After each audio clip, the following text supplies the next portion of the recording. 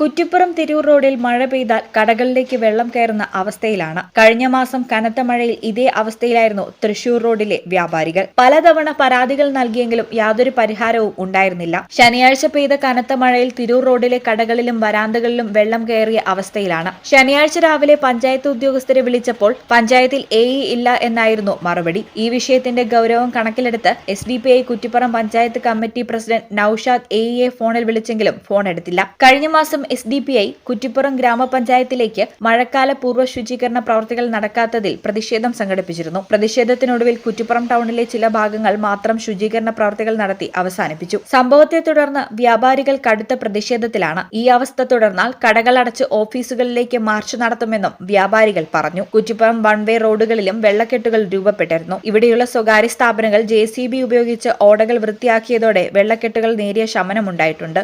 ഇന്ന് കാലത്ത് പെയ്ത ഒരു മഴയ്ക്ക് മാത്രം 4-5 കടകളിൽ വെള്ളം കയറിയിട്ടുണ്ട്. കാരണം മറ്റുള്ള കടകളിൽ ഒപ്പത്തിനൊപ്പം വെള്ളം വെക്കുന്നത് ആർക്ക് വന്നാലും കണ്ടിട്ടുണ്ടെങ്കിൽ കാണാൻ സാധിക്കുന്ന ഒരു കാര്യമാണ് ഈ വെള്ളക്കെടുതി. അതിനൊരു പരിഹാരം ഉണ്ടായേ പറ്റൂ എന്ന് ഞങ്ങൾ തീർത്തും പറയാണ്. ഫസ്റ്റ് മഴ പെയ്യുമ്പോഴൊക്കെ ഭൂമി വെള്ളം കുടിച്ചിരുന്നു. ഇപ്പൊ വെള്ളം മഴ പെയ്ത് കഴിഞ്ഞാൽ അങ്ങനെ നിൽക്കുകയാണ് അവിടെ. ഇവിടുന്ന് ഇപ്പൊ ഇന്നലെ മിഞ്ഞാന്ന് ഇവിടെ PWDയുടെ ഓഫീസർ വന്നിട്ട് ചോദിച്ചപ്പോഴും കാര്യങ്ങൾ പറഞ്ഞു കൊടുത്തു.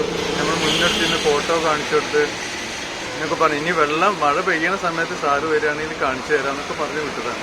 പക്ഷെ ഇപ്പോഴത്തെ വെള്ളം രാവിലെ പെയ്ത് കടയിലേക്കൊന്നും ഈ സൈഡിൽ മൊത്തം തിരുവോട് തന്നെ ഫോട്ടോ വെച്ചിട്ടുണ്ട്. വെള്ളം കൊണ്ട് നിറഞ്ഞിട്ട് കടയിലേക്ക് വരാനോ തിരിച്ചിറങ്ങാനോ ഒന്നും പറ്റാതെ. ഈ ചാനൽ കുറ്റിപ്പുറം.